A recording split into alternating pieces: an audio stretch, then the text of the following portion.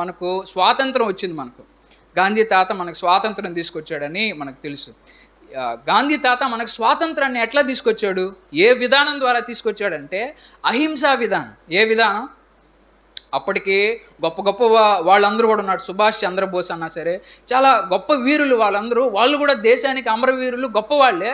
కానీ వాళ్ళందరి వల్ల సాధ్యంగా అంది ఈ గాంధీ తాత వల్ల ఏం సాధ్యమైంది అని అంటే, ఈ సుభాష్ చంద్రబోసు, అల్లూరి సీతారామరాజు వీళ్ళందరూ గొప్పవాళ్లే. వాళ్ళందరూ గొప్పగా దేశాన్ని ప్రేమించిన వాళ్ళే. కానీ వాళ్ళు ఎంచుకున్న విధానం ఏంటంటే, బ్రిటిష్ వాళ్ళని తరిమి కొట్టడానికి వీళ్ళు కూడా వెళ్ళి ఫైటింగ్ చేశారు. ఏం చేశారు? ఎప్పుడన్నా సరే ఒక బలవంతుడితో ఫైటింగ్ వెళ్తే నన్ను తిడతావా, నన్ను కొడతావా అని వాడు ఇంకొంచెం ఎక్కువ కొడతాడు, ఇంకొంచెం ఎక్కువ అనస్తాడు మనల్ని. కానీ గాంధీ తాత దానికి పూర్తిగా ఆపోజిట్తో ఆలోచించాడు. అసలు కత్తులు, కటార్లు, తుపాకులు ఏం వద్దురా, గమ్ముగా కూర్చొని నిరాహార దీక్ష చేద్దాం, వాళ్ళు అమ్మే వస్తువులన్నీ మనం కొనకుండా మానేద్దాం అని చెప్పి వాళ్ళ మీద స్ట్రైక్ని అహింసా విధానంతో పాటించాడు. అవతలోడు అణిచి వేస్తూ ఉంటే బైబిల్ లోకంలో గాంధీ తాత ఒక మాట చెప్తాడని చెప్పి మనం వింటూ ఉంటాం. ఒక చెంప కొడితే ఇంకో చెంప చూపించండి, గాంధీ తాత చెప్పాడని వింటామా, వినమా? అయితే ఆ మాట ఎవరిదనంటే యేసు ప్రభుది. గాంధీ తాత ఒక 50-70 సంవత్సరాల ముందు. అయితే ఆ మాట ఎప్పటిదంటే బైబిల్లో యేసు ప్రభు 2000 సంవత్సరాల ముందే, మీకు ఒక చెంప కొడితే ఇంకొక చెంప చూపించండి అని ఆ మాటలన్నీ ఈ గాంధీ గారు చదువుకున్నారు. కాబట్టి ఆయన చదువుకునేటప్పుడు ఆ చదువు వల్ల ఆయనకి ఏది మంచిది అనేది తెలిసింది. ఇప్పుడు ఈయన కూడా మళ్ళీ అటాక్ చేస్తుంటే ఈయన కూడా అదే ప్రాబ్లం వచ్చును. అయితే అవతల వ్యక్తులు ఈ విధంగా హింసిస్తూ ఉన్నప్పుడు వీళ్ళు కొంచెం సహిస్తూ ఓర్చుకుంటూ ఉండేసరికి వాళ్ళకి జాలి కలిగింది. ఆ టైంలో మొత్తం వార్తా ఛానల్ వాళ్ళందరికీ కూడా భారతదేశం మీద సింపతి పెరిగిపోయింది. అనవసరంగా వీళ్ళు చూడరా, ఆ భారతదేశంలో ఉండే వాళ్ళని అటు చేస్తున్నారని ఒక సైడ్ వరల్డ్ వైడ్ నుంచి ప్రెజర్ కలిగింది. లోపల వాళ్ళ మనసుకు కూడా అనిపిస్తూ ఉంటుంది. ఎవరన్నా సరే కొట్టేటప్పుడు గమ్ముగా కొట్టించుకుంటా ఉన్నాడు అనుకోండి. ఉదాహరణకు మన ఇంటికే దొంగ వచ్చాడు, వాడిని కొడతా ఉన్నాం, కొట్టేటప్పుడు ఇంకా వాడు తప్పు చేశానని గుర్తించి కొట్టించుకుంటుంటే 4 దెబ్బలు కొట్టి ఆగిపోతాం.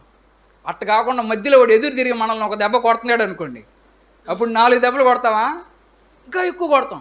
అట్లాగే ఈ బ్రిటిష్ వాళ్ళు మనల్ని ఇట్లా అణిచివేస్తూ ఉండేటప్పుడు మన వాళ్ళందరూ తిరిగి ఎక్కువ కొట్టేటప్పుడు వాళ్ళ దగ్గర ఇంకా తుపాకులు ఎక్కువ, వాళ్ళ దగ్గర ఇంకా ఎక్కువ మందిని మనల్ని చంపేసేవాళ్ళు, ఎక్కువ ప్రాణ నష్టం, ఆస్తి నష్టం ఇట్లా జరిగేది. అయితే గాంధీ తాత విధానం వల్ల ఎవరికి ఇబ్బంది రాలేదు. కొద్ది రోజులకి, కొద్ది సంవత్సరాలకి వాళ్ళలో కూడా ప్రేమ మొదలైంది.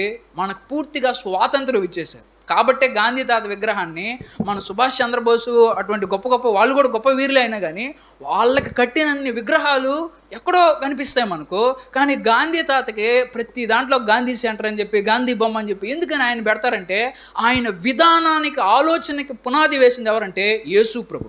ఆయన విధానం వల్ల భూమి మీద ఉండేటువంటి మనుషులందరిలో చెడుతనం అనేది అంతమైపోయింది. భూమి మీద ఉండేటువంటి మనుషులందరూ కూడా ప్రేమ, సమాధానాలతో సంతోషంగా వాళ్ళు ఉన్నారు. ఇక దోచుకోవడం ఆపేశాడు. ఎవడన్నా సరే అవతల బ్రిటిష్ వాళ్ళు మనం దోచుకుంటా ఉన్నప్పుడు ఇంక మనం సహిస్తూ ఉన్నామంటే, అవతల వ్యక్తిలో ప్రేమ నాటుతూ ఉన్నామంటే ఇంకా ఆ వ్యక్తి ఏది కూడా చేయలేడనమాట. కాబట్టి గాంధీ తాతకి ఆ ఐడియా ఎక్కడి నుంచి వచ్చిందంటే దేవుడి నుంచే వచ్చింది. కాబట్టి ఎవరన్నా మనల్ని తిడితే మీరు చల్లగా ఉండాలయ్యా, దేవుడు మిమ్మల్ని దీవించాలయ్యా అని అన్నారు అనుకోండి, అవతల వ్యక్తి అబ్బా అనవసరంగా తిట్టానటువంటి అని బాధపడ్డా ఇంకా మనతో మంచిగా ఉండాలని ట్రై చేస్తాడు. మనమే ఏదో పొరపాటున కాలు దిగలేమో, చేయి దిగలేమో, ఏదో అయింది, అవతల వ్యక్తి చూసుకోలేదా, కళ్ళు నెత్తికేకే అని తిట్టాడు, సారీ బాబు దేవుడు చల్లగా చూడాలి అని అన్నాం అనుకోండి, కోపం ఆ వ్యక్తిలో రైజ్ అవ్వదు. ఏదైనా నా కాలు దొక్కుతున్నావా అని మనం రైజ్ అయితే ఇంకా రైజ్ అవుద్ది, పెద్ద గొడవ అయిపోద్ది. ఆ తర్వాత మళ్ళీ ఇంటికి వెళ్ళి నిద్ర లేకుండా గమ్ముగా పండుకోవాలి. కాబట్టి దేవుడు ఎట్లా ఈ మనిషిలో ఉండే చెడుతనాన్ని చంపాడనంటే ఆయనలో ఉండే ప్రేమని మనలో విత్తాడు. ఈ దేవుడి ప్రేమ ఎప్పుడైతే మనకు వస్తుందో అప్పుడు సాటి వ్యక్తిని మనం ప్రేమించడానికి సాధ్యపడదు. బైబిల్లో కదా, క్షమించండి, లోకంలో మదర్ తెరిసా అనేటువంటి ఒక స్త్రీ ఉంది, తెలుసు కదా మీ అందరికీ.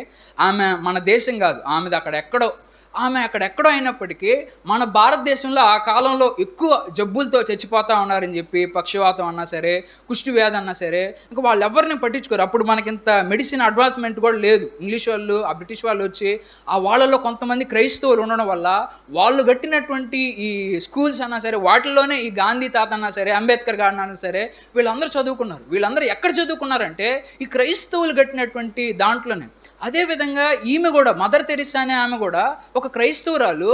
ఆమె భూమి మీద ఉండేటువంటి ఈ పక్షవాయువు కలిగిన వాళ్ళకన్నా సరే, లేకపోతే కుష్టి రోగులకన్నా సరే, లేదా అస్తమా వచ్చి కొంచెం లోపల గల్ల అదంతా ఉన్నోళ్ళని ఎవరన్నా సరే అసహించుకుంటారు, అవునా కాదా? కానీ ఆమె అటువంటి వాళ్ళను కూడా అసహించుకోకుండా నిస్వార్థమైనటువంటి సేవ చేస్తుంది. అంటే ఎప్పుడైనా సరే మనం ఏ వ్యక్తికైనా సేవ చేసేటప్పుడు ఆ వ్యక్తి నుంచి మనం ఎంతో కొంత ఆశిస్తాం.